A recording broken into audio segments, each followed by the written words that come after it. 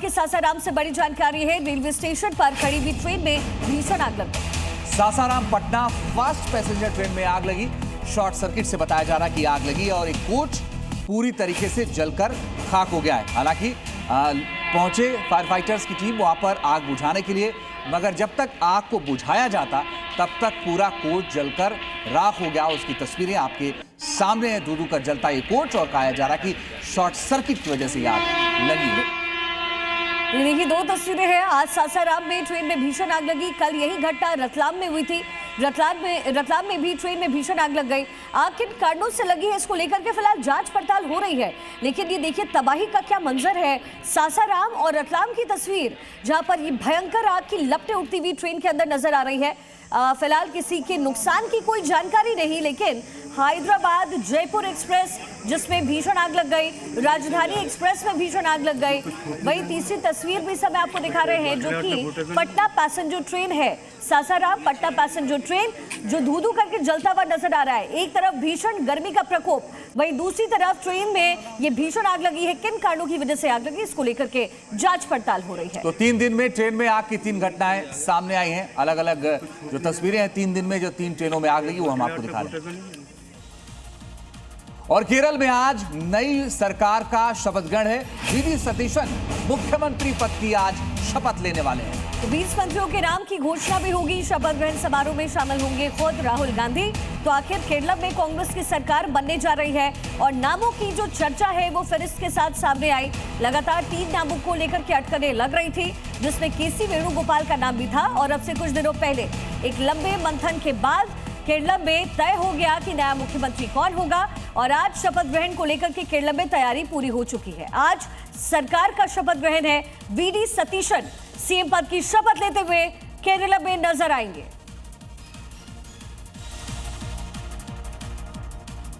और अब खबर कोलकाता से है। कोलकाता के पार्क सर्कल में बीती शाम भारी हंगामे के बाद आज यहां पर शांति का माहौल नजर आया। इलाके में एहतियातन सुरक्षा व्यवस्था बढ़ाई गई है। जानकारी के मुताबिक फेसबुक पर एक पोस्ट के बाद मुस्लिम समुदाय के 200 से 250 लोग जुट गए। प्रदर्शन में शामिल लोग बुलडोजर एक्शन के खिलाफ नारेबाजी कर रहे थे। ये जो लोग हैं वो सड़क पर नमाज भी अदा करने की जिद पर अड़े रहे। पुलिस ने जब लोगों को रोका तो ईंट बरसाने लग गए। 3 पुलिस वाले इसमें जख्मी भी हुए। तो आपको बताएं कि ये पूरा मामला कोलकाता का था, लेकिन कोलकाता हिंसा पर दिलीप घोष का बयान आ गया है। कह रहे हैं हालत जम्मू कश्मीर से भी खराब है। कोलकाता में सभी का हिसाब होगा। पश्चिम बंगाल में मंत्री दिलीप घोष ने कहा है कि हालत खराब है, लेकिन सबका हिसाब जरूर किया जाएगा। तो भाजपा सरकार पश्चिम बंगाल में है और उसके बाद से लगातार एक्शन हो रहे हैं। बुलडोजर कार्रवाई की जा रही है। पार्क सर्कल में बीती रात भारी हंगामे के बाद ये कुछ तस्वीरें। पथराव में 3 पुलिस वाले घायल हो गए हैं। फिलहाल इस समय वहां पर शांति का माहौल है। पथराव में 3 पुलिस वाले घायल हुए।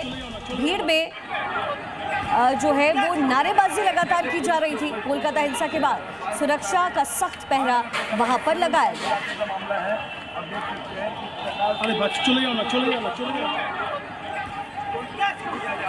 कोलकाता में भारी हंगामे की कुछ तस्वीरें हैं। कल देर शाम की तस्वीर है जब पार्क सर्कल में लोगों की तरफ से ये पथराव किया गया। पत्थरबाजी की घटना हुई है।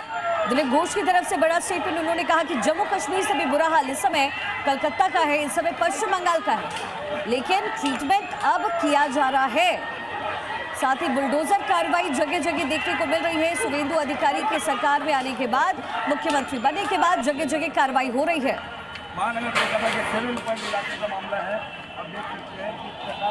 तो इस वक्त 4 अलग अलग तस्वीरें आपके सामने हैं और प्रदर्शन में शामिल महिलाओं ने कहा कि वो जो चाहेंगी खाएंगी, उन्हें कोई रोक नहीं सकता है। कोलकाता के पार्क सर्कस में बीती शाम जहां बवाल हुआ है, वहां की तस्वीरें भी आपके सामने हैं। और अलग अलग तस्वीरें आपके सामने इसलिए क्योंकि पुलिस ने फ्लैग मार्च किया और पुलिस का ये कहना है कि हालात कंट्रोल में हैं, मगर 200 से 250 लोग इकट्ठा हो गए थे जो वहां पर बवाल कर रहे थे। बड़ी और अहम खबर, कोलकाता हिंसा पर दिलीप घोष का बयान आया है। कह रहे हैं कि हालत जम्मू कश्मीर से भी खराब है।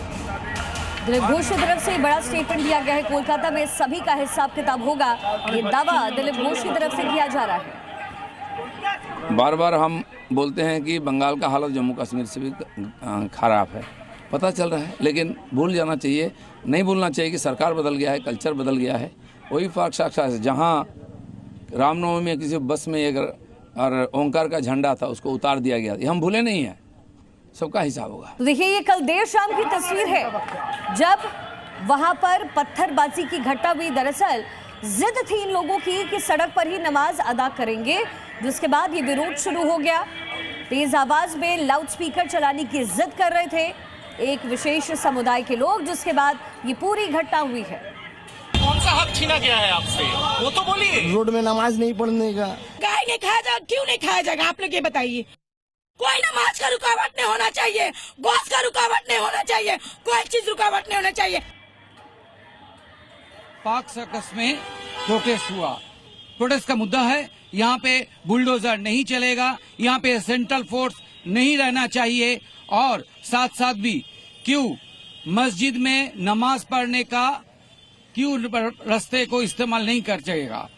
इसी लेकर ये मुद्दे लेकर पाक सर्कस में रविवार दोपहर में एक फेसबुक पोस्ट सोशल मीडिया में आया और कुछ देर के बाद ये सोशल मीडिया का जो पोस्ट था वो पोस्ट भी डिलीट हो गया, मगर 200 से 250 प्रोटेस्टर यहाँ पे आया। और पुलिस ने किस तरीके से लोगों से संयम बनाए रखने की अपील की है, आपको दिखाते हैं।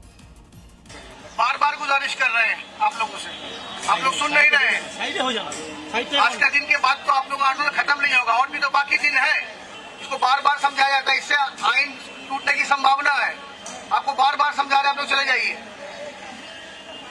बार बार गुजारिश कर रहे हैं आप लोगों से, आप लोग सुन नहीं रहे हैं। साइड हो जाना, आज का दिन के बाद तो आप लोगों का आंदोलन खत्म नहीं होगा, और भी तो बाकी दिन है। इसको बार बार समझाया जाता है, इससे आइन टूटने की संभावना है। आपको बार बार समझा रहे हैं, आप लोग चले जाइए। बार बार गुजारिश कर रहे हैं आप लोगों से, आप लोग सुन नहीं रहे हैं। साइड हो जाना। आज का दिन के बाद